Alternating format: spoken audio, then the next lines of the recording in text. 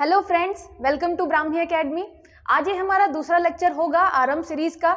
मैंने आरंभ series start की है हिंदी मीडियम के इतिहास के लिए। ठीक है, इतिहास हम उसमें कर रहे हैं सब्जेक्ट।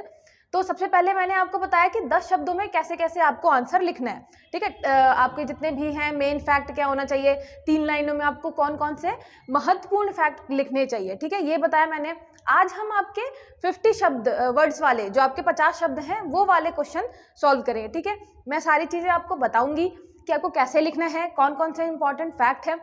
उस टाइम पे आपके दिमाग में और क्या चीज़ें आ सकती हैं, क्या चीज़ें अवॉइड करनी है, जैसे ही हम क्वेश्चन डिस्कस करेंगे मैं आपको बताती जाऊंगी। ठीक है, तो चलिए शुरू करते हैं आपका इतिहास का आज का लेक्चर, जो कि आपके 50 शब्दों में कैसे आंसर राइटिंग करनी है उसके बारे में। ठीक है, आज भी क्वेश्चन मैंने कुछ आसान लिए हैं, कुछ कठिन लिए हैं। ठीक है, तो दोनों टाइप के क्वेश्चन हैं। पहला क्वेश्चन है आपका, हड़प्पा की नगर नियोजन का वर्णन कीजिए। हमें नगर नियोजन बताना है हड़प्पा का। ठीक है, आप याद रखिएगा नगर नियोजन जो है इसमें क्या क्या चीजें आएंगी। जैसे भी आप किसी प्लान्ड सिटी के बारे में सोचेंगे, कैसे घर होने चाहिए, कैसी सड़कें होनी चाहिए, तो वही सारी चीजें आप हड़प्पा की विशेषताएं जितनी भी हैं वो सारी लिख देंगे। ठीक है, इसमें आपको एक्स्ट्रा चीज कुछ नहीं बतानी है। सबसे पहले आपने बताया नगर नियोजन हड़प्पा सभ्यता की सबसे महत्वपूर्ण विशेषता थी। अच्छा, इसमें बिल्कुल नहीं बताना है आपको इंट्रो में कि हड़प्पा सभ्यता क्या थी, कब से कब तक थी, कुछ नहीं बताना है, क्योंकि आपके पास लाइनें 9 से 10 लाइनें हैं। आपको सीधे नगर नियोजन से चालू करना है। नगर नियोजन जो थी महत्वपूर्ण विशेषता थी। अब हम यहाँ उदाहरण बताएंगे। ठीक है, क्या क्या था उसमें, जैसे कि नगर 2 भागों में विभक्त था। आपका जो पश्चिमी टीला था वो दुर्गीकृत होता था, और जो राजकीय भवन हेतु, मतलब माना जाता था कि राजकीय कार्य हेतु है, वहां पे जो है अमीर लोग रहते हैं। पूर्वी टीला जो होता था वो गैर दुर्गीकृत होता था। पूर्वी टीला जो सामान्य आवास हेतु माना जाता था। ठीक है, तो आप चाहे तो बना भी सकते हैं। ये आपका होता था आपका पश्चिमी टीला जो कि दुर्गीकृत होता था, ये होता था पूर्वी टीला जो कि गैर दुर्गीकृत होता था। ठीक है, फिर पक्की ईंटों से, ये आपका है यहाँ पे पक्की ईंटों से निर्मित द्विमंजिला इमारतें होती थी। मतलब आपको मैक्सिमम जो आपके हड़प्पा सभ्यता के शहर हैं वहां पे आपको द्विमंजिला इमारतें मिलेंगी। अब जैसे हम एग्जांपल लेते हैं मोहनजोदड़ो का, क्योंकि मोहनजोदड़ो और हड़प्पा सबसे ज्यादा विकसित आपके सिटी हुआ करते थे, तो इसलिए हम उसी का एग्जांपल लेते हैं बताने के लिए कि क्या क्या विशेषताएं थी। क्योंकि आपको भी ये तो पता ही है कि विशेषताएं हम, मतलब अगर मान लीजिए 4-5 चीजें हैं और हमें बतानी है विशेषताएं, तो हम 4-5 चीजों में से उस एक चीज की विशेषताएं बताएंगे जिसमें सारे गुण हों। ठीक है, इसीलिए हम हड़प्पा और मोहनजोदड़ो का उदाहरण बताते हैं जिसमें लगभग सारे गुण थे आपके नगरीय नियोजन के, हड़प्पा टाइम के। तो क्या था, पहले तो एक पूर्वी टीला था, पश्चिमी टीला था, एक दुर्गीकृत था, एक गैर दुर्गीकृत था, एक राजकीय भवन टाइप का माना जाता था और एक माना जाता था सामान्य आवास हेतु। ठीक है, फिर आपकी द्विमंजिला इमारतें बनी होती थी पक्की ईंटों से। आपको कच्ची ईंटें कालीबंगा में मिलेंगी, लेकिन मैक्सिमम ईंटें जो यूज हुई हैं वो पक्की ईंटें यूज हुई हैं। ठीक है, सड़कें परस्पर समकोण पर काटती थी। तो आपको पता होना चाहिए कि सड़कें हमेशा, मतलब इस पूरे रीजन में आपको सड़कें हमेशा समकोण पर काटती हुई दिखेंगी। ठीक है, ये आपका नगर नियोजन का बेस्ट एग्जांपल। उसके अलावा जल निकासी प्रणाली हेतु सड़कों के समानांतर पक्की ढकी नालियों का निर्माण। हर एक घर से, मतलब हर एक घर के बाहर जो थी वो नालियां बनी होती थी, वो भी बिल्कुल ढकी होती थी जिससे वो क्या है, खराब नहीं हो। मैन होल होता था उनको साफ करने के लिए। जो ये नालियां होती थी वो शहर के बाहर ओपन होती थी, तो मतलब साफ सफाई का बहुत ही ज्यादा ख्याल रखा जाता था। सड़कें समकोण पर काटती थी। तो आपको पता है जब कोई एरिया है और हम सड़कें ऐसे समकोण पर काटती हुई बनाएंगे तो आप उस पूरे एरिया का बहुत अच्छे से उपयोग कर पाएंगे। अगर ये रोड ऐसे कैसे भी होती तो आप सोचिए, आपको यहाँ घर बनाते, यहाँ घर बनाते, यहाँ घर बनाते, तो उस एरिया का अच्छे से उपयोग नहीं हो पाता। इसलिए इसका नगर नियोजन बहुत प्लान तरीके से, अच्छे तरीके से इसलिए माना जाता है क्योंकि हमने सड़कें समकोण पर बनाई जिससे हम उस एरिया का ज्यादा से ज्यादा अच्छे तरीके से उपयोग कर पाए। ठीक है, उसके अलावा जल निकासी सिस्टम था, मतलब बहुत ही अच्छी व्यवस्था थी साफ सफाई की। जो आपकी नाली थी वो बिल्कुल शहर के बाहर ओपन होती थी। उसके अलावा हमें विशाल स्नानागार और विशाल अन्नागार जो है प्रमुख इमारतें मिली हैं हड़प्पा और मोहनजोदड़ो से। ठीक है, तो ये याद रखिएगा। इसके अलावा क्या था, जैसे कि मैंने बताया आपकी जो घर बने होते थे उनके सबसे जो आपका ग्राउंड फ्लोर होता था उसका मेन गेट कभी भी सड़क की तरफ नहीं खुलता था। क्यों? क्योंकि सड़कें उस टाइम पे कैसी होती थी, कच्ची होती थी, तो धूल बहुत ज्यादा आ सकती थी। तो ये भी एक प्लान तरीका था कि नीचे की हम जो घर का ग्राउंड है उसको कभी उसका मेन गेट सड़क की तरफ ना खोलें, हमेशा अपोजिट साइड खुलता था। अब नीचे कोई गेट या खिड़की नहीं थी धूल की वजह से, तो अंधेरा हो सकता था, उसके लिए क्या कर रखा था, बीच में आंगन बना रखा था। तो ये सारे प्लान्ड तरीके से वहां पे घर बने हुए थे, सड़कें बनी हुई थी, 2 मंजिला इमारतें, पक्की ईंटों का उपयोग, ठीक है, 2 भागों में विभक्त होता था शहर। तो ये सारे आपके एग्जाम्पल हो गए नगर नियोजन के, ठीक है। हमें यहाँ पे वर्णन करना था, हमने यहाँ पे 5-6 पॉइंट दे के 7-8 लाइनों में बता दिया कि हड़प्पा का नगर नियोजन कैसा था, ठीक है। फिर आपके दिमाग में आएगा कि और हम बता नहीं सकते क्या स्क्रिप्ट के बारे में, मोहरों के बारे में, मृद भांड के बारे में। तो नहीं, आपको बिल्कुल स्ट्रिक्ट रहना है। नगर नियोजन मतलब नगर नियोजन, उसी से रिलेटेड आप अगर कुछ बता सकते हैं तो वही बताइए। वहाँ कला संस्कृति कैसे थी, लोग कैसे थे, ये सब आपको कुछ नहीं बताना है, ठीक है। आई होप आपको ये चीज समझ में आई होगी। नेक्स्ट देखिए, नेक्स्ट है जोरवे संस्कृति की व्याख्या कीजिए। आपको पता है कि बालाथल संस्कृति पूछी गई थी 2020 में, इसलिए मैंने संस्कृति वाले क्वेश्चन यहाँ पे उठाए हैं। तो आपका हो गया जोरवे संस्कृति। सबसे पहले बताना है ये संस्कृति थी किस टाइम की, ये थी ताम्र पाषाण कालीन पुरातात्विक संस्कृति, ठीक है। ये ताम्र पाषाण कालीन थे, ठीक है, जिसके सर्वाधिक स्थल महाराष्ट्र में मिले हैं। सबसे पहले तो आप बताएंगे थी किस समय की, फिर किस लोकेशन पे थी, तो महाराष्ट्र में थी। समय आपने बता दिया ताम्रपाषाण कालीन, ठीक है।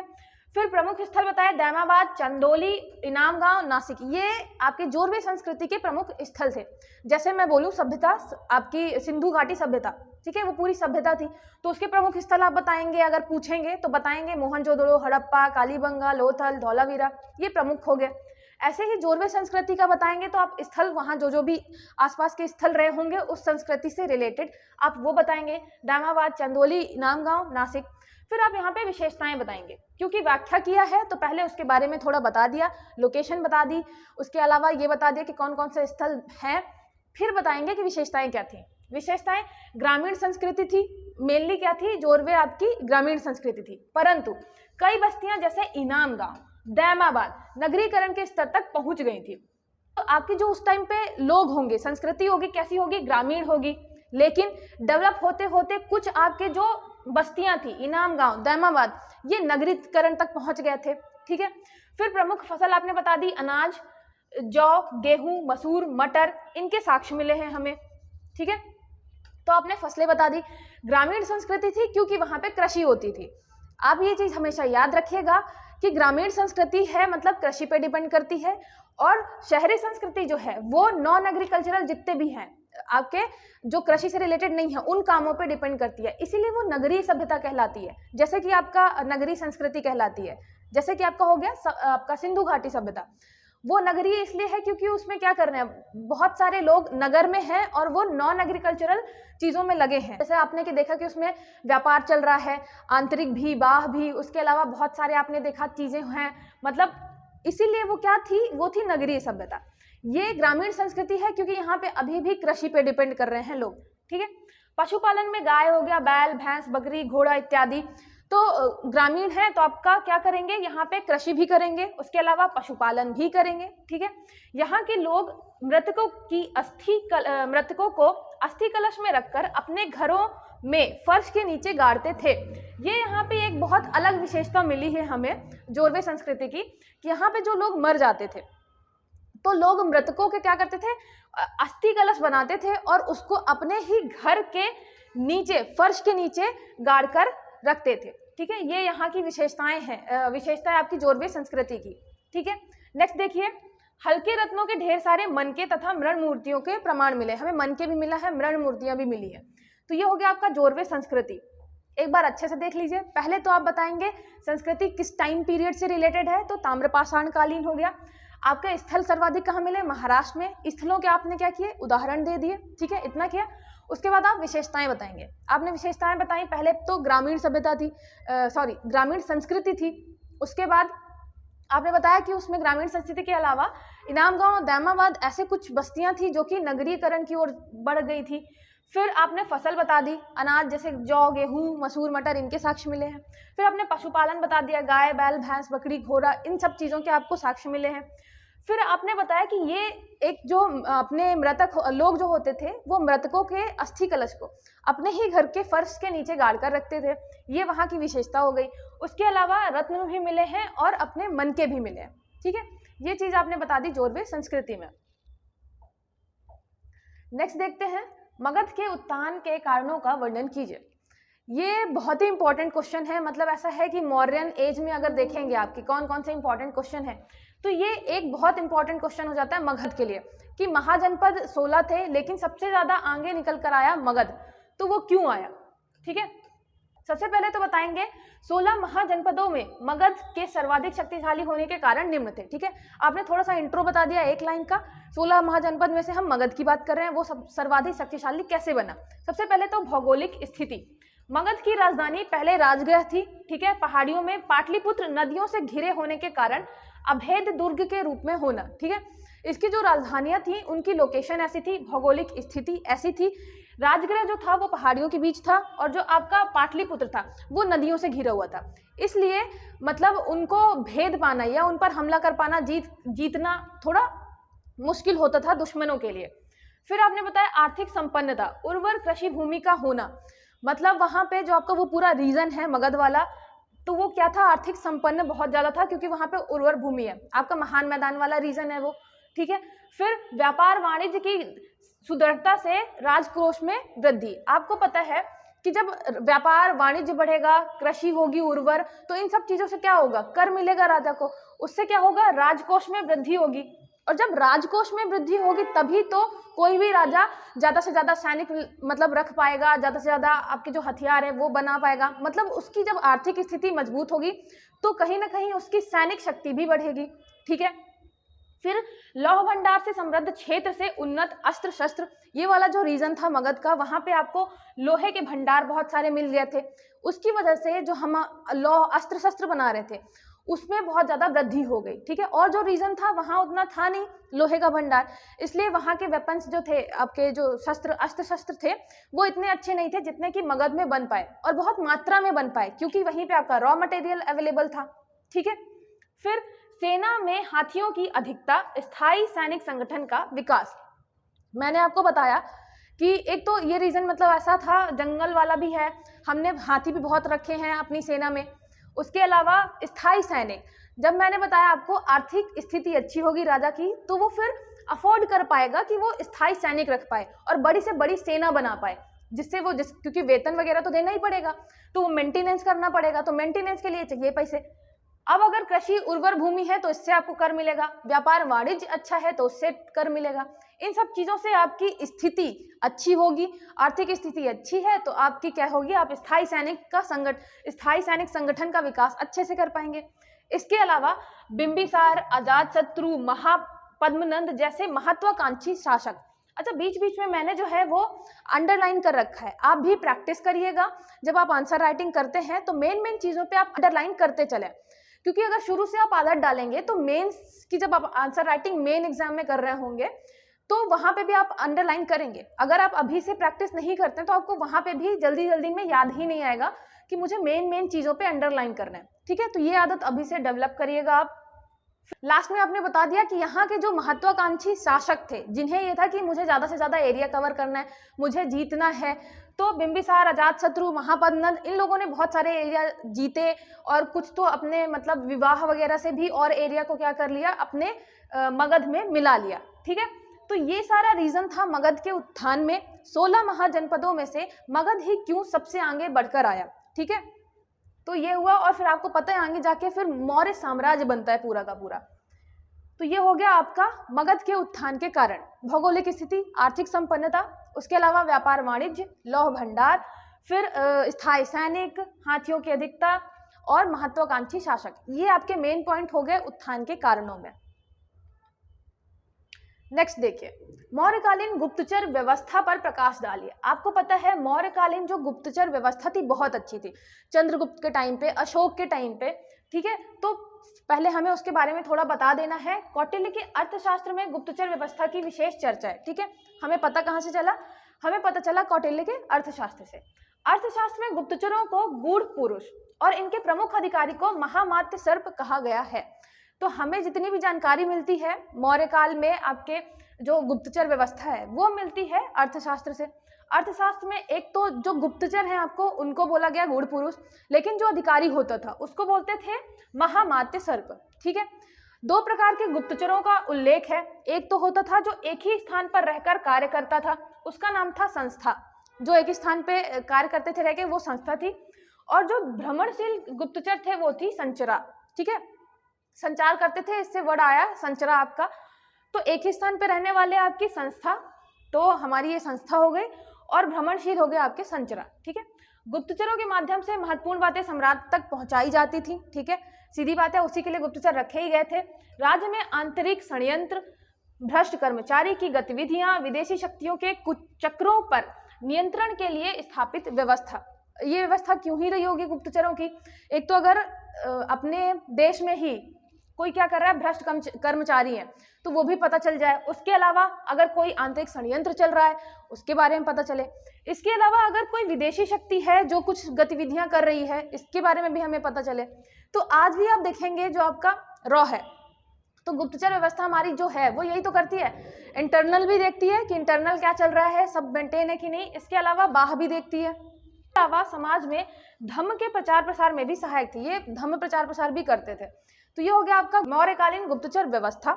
आपने सबसे पहले बता दिया कि अर्थशास्त्र से हमें पता चलता है इसके बारे में, फिर बता दिया कि गूढ़ पुरुष और महामात्य सर्प, ये दो नाम आपके आ गए। फिर एक ही स्थान पर रहने वाले संस्था, भ्रमणशील संचरा, उसके अलावा महत्वपूर्ण बातें सम्राट तक पहुंचती थी, और भ्रष्ट कर्मचारी, षड्यंत्र, आंतरिक षड्यंत्र, उसके अलावा विदेशी शक्तियों के बारे में, इन सब के बारे में पता चलता था सम्राट को, ठीक है। इसके लिए आपकी पूरी एक गुप्तचर व्यवस्था बना रखी थी मौर्य काल में। आपके चंद्रगुप्त मौर्य हो गया, अशोक के टाइम पे इन लोगों ने, ठीक है। नेक्स्ट देखते हैं, तुर्कों के विरुद्ध राजपूतों की पराजय के क्या कारण थे, ठीक है। तो आपको पता है कि हमारे यहाँ मोहम्मद गौरी हो गया, महमूद गजनवी हो गया, इनका लगातार आक्रमण होता रहा। और उस टाइम पे अपने जो थे वो राजपूत हुआ करते थे, मतलब मैक्सिमम आपको राजपूत राजा ही मिलेंगे उस टाइम पे। जैसे कि पृथ्वीराज चौहान हो गया, हमारे यहाँ परमार थे, बुंदेला थे, तो ये सब आपको कौन मिलेगा? राजपूत ही थे सारे के सारे। लेकिन जो तुर्की आक्रमण होता था उससे ये क्या होते थे, बहुत ज़्यादा हमें हमेशा पराजय मिलती थी। तो उसके क्या रीज़न थे? सबसे पहले तो भारत में केंद्रीय सत्ता का अभाव, केंद्र में कोई नहीं था। मतलब एक टाइम पे मौर्य थे, एक टाइम पे गुप्ता थे, तो वो क्या थे, पूरा का पूरा साम्राज्य बना रखा था। केंद्र में एक शक्ति होती थी जिससे मतलब लोग डरते थे आक्रमण करने के पहले। लेकिन जब तुर्की आक्रमण हुआ उस टाइम पे केंद्रीय सत्ता कोई नहीं थी, मतलब कोई एक ऐसा राजा नहीं था जिसने बहुत बड़े एरिया में कंट्रोल किया हो और वो ध्यान रखे सुरक्षा का, ठीक है। दूसरा, उत्तर भारत में राजनीतिक एकता का पूर्णतः अभाव।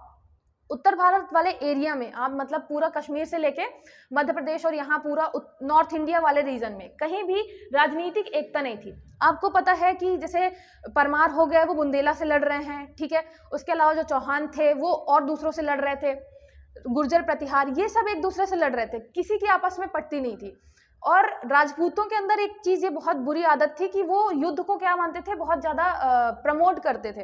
वो ये नहीं मानते थे कि इससे लॉस हो रहा है, वो इंटरनल कॉन्फ्लिक्ट में बहुत ज़्यादा जूझे रहते थे। तो राजनीतिक एकता तो बिल्कुल नहीं थी। फिर आपका राजपूतों द्वारा यहाँ पे पश्चिमोत्तर है, ठीक है। पश्चिमोत्तर मतलब आपके जो पश्चिम वाले थे, पश्चिमोत्तर प्रांतों की उपेक्षा। आपको पता है जो आपका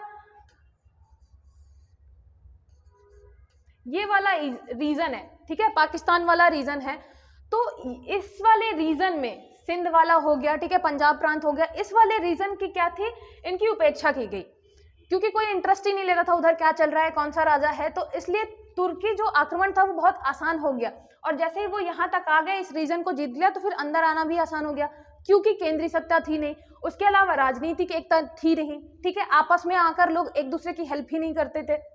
फिर भारत के राज्यों का आर्थिक आधार कमजोर था, जिसके फलस्वरूप सैन्य आधार भी कमजोर हो गया।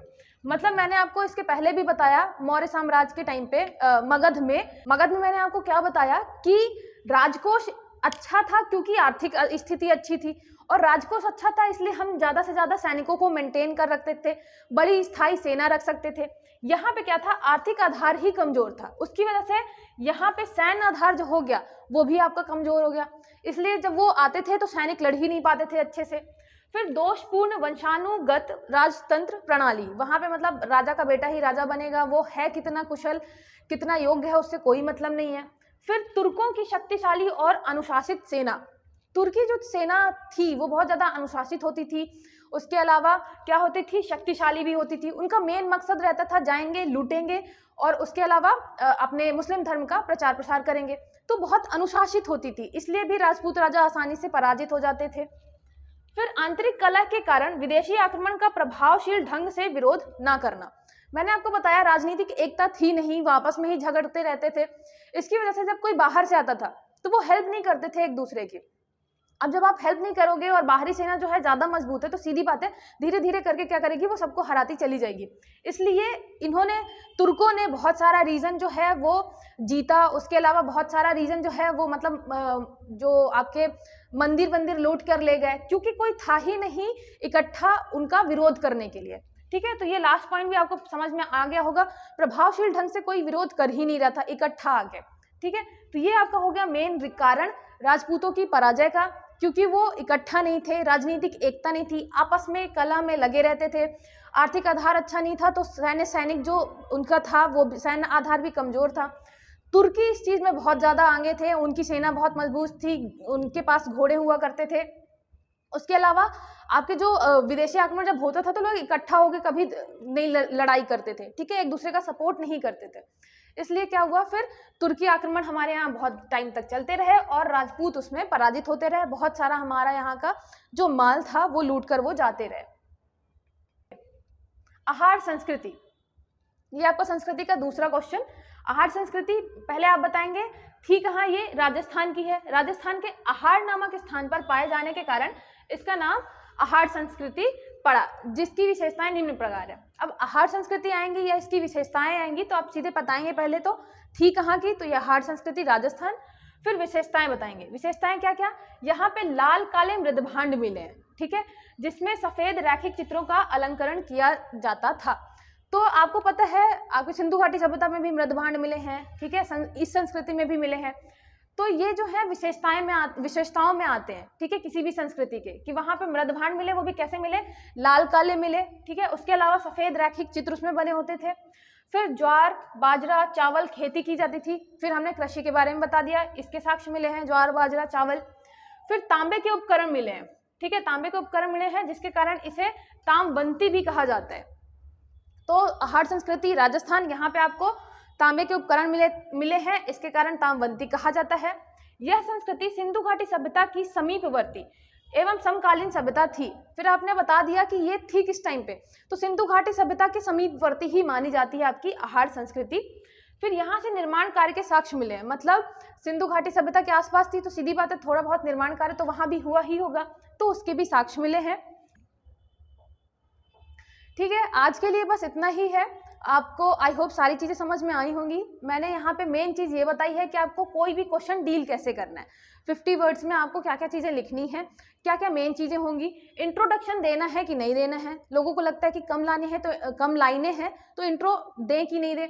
अब एक लाइन में दे सकते हैं शुरू में। ठीक है, एक लाइन रखिए, वो भी एक लाइन वो ऐसी होनी चाहिए जो मेन उसी टॉपिक से रिलेटेड हो। जैसे कि सिंधु सभ्यता का नगर नियोजन, तो नगर नियोजन बताएं ना कि सिंधु सभ्यता।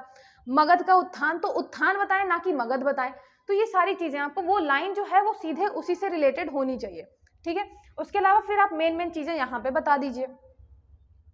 ठीक है, तो फिर आज के लिए बस इतना ही है। और आपको अगर कोई भी डाउट है कोई भी क्वेश्चन को लेके तो आप कमेंट करके पूछ सकते हैं। उसके अलावा आप टेलीग्राम पे जो चैनल है ब्राह्मी एकेडमी उसे ज्वाइन कर सकते हैं।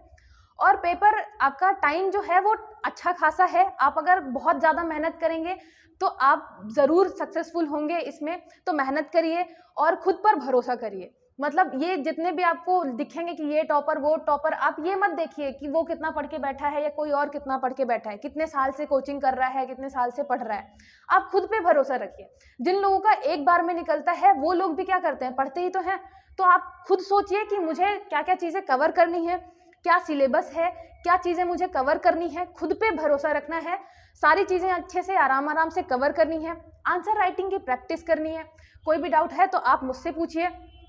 और सबसे मेन बात कि आपको हर एक क्वेश्चन के बारे में लिखना है, क्योंकि वहाँ पे आपको लिखना ही है अल्टीमेटली जाके। आप सिर्फ याद कर लेंगे तो ये नहीं होगा कि हाँ मैंने पढ़ लिया, नहीं, आप लिख के प्रैक्टिस करिए कि आपको लिखते टाइम चीज़ें याद आ रही हैं कि नहीं आ रही है। ठीक है, आपको रैंक लानी है, तो इसलिए अपना हौसला उस लेवल का रखिए कि आपको बस ये कर ही जाना है, किसी भी कंडीशन में करना है। ठीक है, दिन रात पढ़ना पड़े, आपके पास जितना भी 2-2.5 महीने का टाइम है, ठीक है, आपको दिन रात मेहनत करनी पड़े, आप दिन रात करिए, क्योंकि उसके बाद जब आप देखेंगे अपना नाम सिलेक्शन लिस्ट में तो इतनी खुशी होगी कि आप ये सब भूल जाएंगे। तो करिए मेहनत, बहुत ज़्यादा मेहनत करिए। जब आसमान में उड़ने का ठान ही लिया है, जब आपने इस आसमान में, इस खुले आसमान में उड़ने का ठान ही लिया है, तो फिर ये मत देखिए कि आसमान कितना बड़ा है, इसलिए ये मत देखिए कि एमपीपीएससी का सिलेबस कितना बड़ा है। आपने सोच लिया है कि डिप्टी कलेक्टर बनना है तो बस बनना है। ठीक है, तो फिर मिलते हैं नेक्स्ट लेक्चर में, तब तक पढ़ते रहिए। All the best.